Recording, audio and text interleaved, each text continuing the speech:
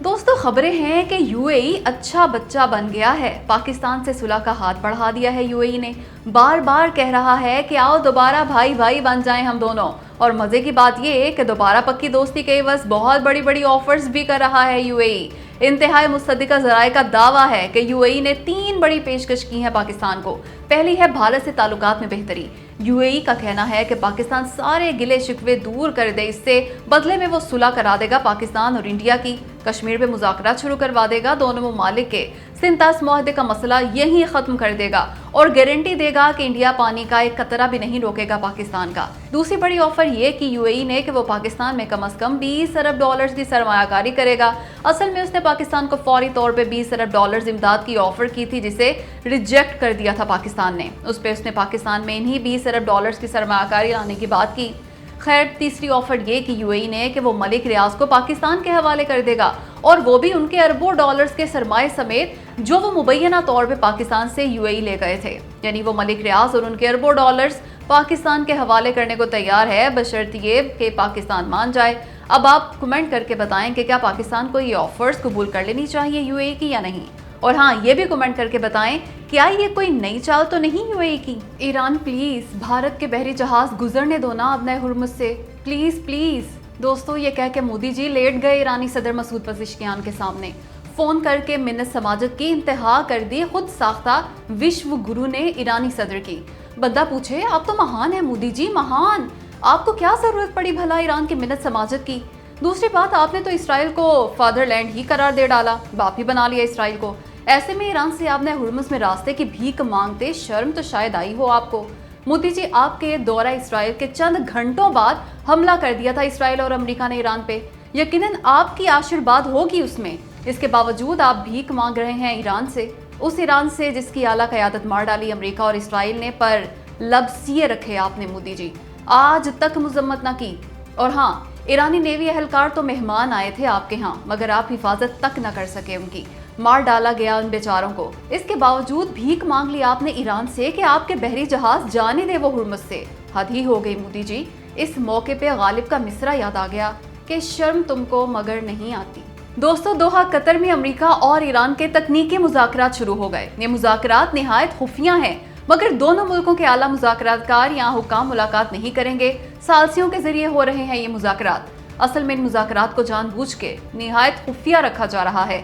तरह तरह की बातें भी उड़ी कि हो ही नहीं रहे ये मुज़ाकरात, मगर ये सब किसी बड़े प्लान का हिस्सा लगता है।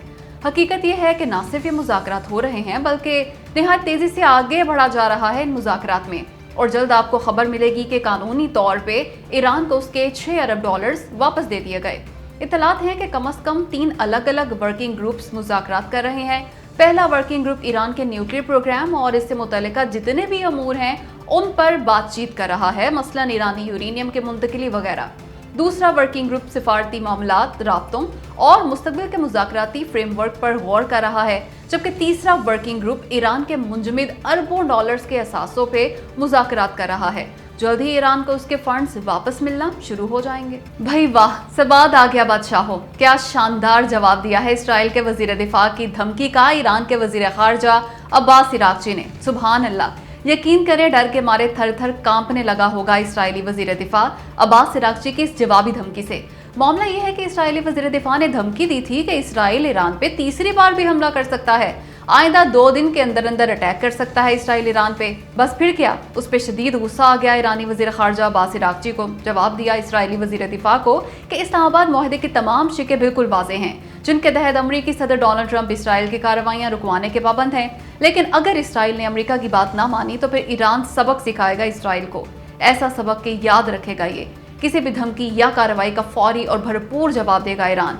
सुना है इस जवाबी धमकी के बाद से अफाका है इसराइली वजीर दिफा को। खामोश हो गए हैं जनाब, क्योंकि जानते हैं इसराइल ईरान पे अकेले हमले की जुर्रत कर ही नहीं सकता। तभी तो हर बार अमेरिका को साथ लाता था हमले के लिए, मगर अब अमेरिका ने मुआहदा कर लिया ईरान से। बस यही मायूसी है इसराइल को। ईरान सिर्फ 2 हफ्तों में 4 करोड़ बैरल से ज़ायद तेल बेच चुका, और वो भी महंगे दामों। ईरान अब पहले से 20% महंगा बेच रहा है अपना तेल। ये कहना है ईरानी पार्लिमान के स्पीकर और चीफ मुज़ाकरातकार बाकिर कालीबाफ का।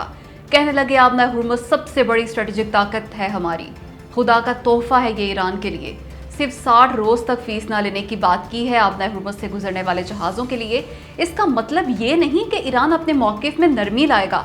मजीद कहा, अपने मिसाइल प्रोग्राम और यूरेनियम की अफजूदगी पे कभी समझौता नहीं करेंगे, किसी भी सूरत मुज़ाकरात का हिस्सा नहीं बना सकते उन्हें। यूरेनियम अफजूदगी ईरान का कानूनी और नाकाबिले तनसीख हक है, यानी ईरान पुरअमन मकासद के लिए यूरेनियम की अफजूदगी जारी और सारी रखेगा। इसके अलावा बाकिर कालिबाफ ने बिना लगी लिपटी रखे कहा कि जब तक इस्लामाबाद मुआहदे पर अमल दरामद नहीं हो जाता, अमरीका से मुज़ाकरात नहीं करेंगे। अमरीका को इसराइल से कह के लिबनान में जंगबंदी कराना ही होगी। ईरान के अरबों डॉलर्स के गैर मुंजमद असासों को भी गैर मुंजमद करना होगा। हद ही हो गई बेशर्मी की। ईरान के सरकारी टीवी ने बाकिर कालिबाफ का इंटरव्यू रोक दिया। हालांकि ये वही बाकिर कालिबाफ हैं जो ना सिर्फ ईरानी पार्लियामान के स्पीकर हैं बल्कि चीफ मुज़ाकरातकार भी हैं। उन्होंने ऐसा शानदार मुआहदा किया अमरीका से कि हाथ ही काट के रख दिए अमरीका बहादुर के। अमरीका से ईरान की तकरीबन तमाम डिमांड्स ही मनवा ली। पूरी दुनिया यही कह रही है कि सिफारती जीत है इस्लामाबाद मुआहदा ईरान की, हार है ये अमरीका की, और ये जीत दिलाई है बाकिर कालिबाफ ने। लेकिन इसके बावजूद नाखुश हैं पासदारान इनकलाब और ईरान के दीगर हार्डलाइनर्स। ये लोग शायद चाहते ही यही हैं कि ईरान मुकम्मल तबाह हो जाए, तरक्की ना कर सके। इन्हें शायद जंग सूट करती है, क्योंकि मुआहदा होने पे भी तनकीद की थी इन्होंने और अब भी कर रहे हैं। हद ही हो गई कि बाकिर कालिबाफ का चलता इंटरव्यू ही रुकवा दिया सरकारी टीवी से। माजरत के साथ ये तो वही हरकतें हैं जो इसराइल करता है। इन हार्डलाइनर्स के इन घटिया इक़दामात का नुकसान होगा ईरान को, नुकसान, कोई फायदा नहीं होगा। पूरी क़यादत मारी गई ईरान की इन्हीं सख्त गिर पॉलिसियों की वजह से। तमाम फौजी क़यादत की जिंदगी का खात्मा कर दिया गया, तमाम चोटी के साइंसदानों से जिंदगी छीन ली गई, मगर अभी तक सुकून नहीं आया इन हार्डलाइनर्स को। इनके इन इक़दामात का ईरान की बजाय अमरीका और इसराइल को फ़ायदा हो रहा है, पर ये फिर भी नहीं समझ रहे।